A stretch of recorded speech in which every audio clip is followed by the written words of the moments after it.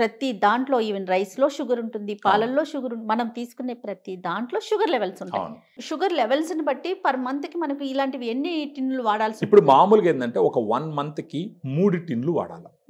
ఆ 3 టిన్లు ఎంఆర్పి అయితే 3,600 రూపాయలు అవుతుంది. ఓకే, మన వాళ్ళు డిస్కౌంట్ ఇస్తారు. కొంతమందికి 3,000కి ఇస్తారు, 3,300కి ఇస్తారు, వాళ్ళ ఆర్థిక పరిస్థితులను బట్టి. సో నెలకు ఒక 3,000 చాలా చాలా లిబరల్ గా ఉంటారు, మరీ స్ట్రిక్ట్ గా ఏముంటారు. ఎందుకంటే ఒకసారి వాడడం మొదలు పెట్టినారంటే వాళ్ళకి పని చేసిందంటే మళ్ళీ వాళ్ళే తీసుకుంటారు.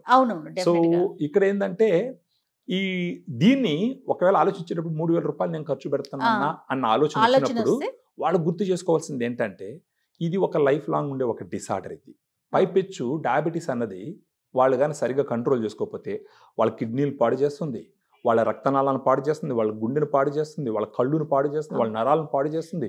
ఈ ఇష్యూస్ అన్ని వస్తాయి.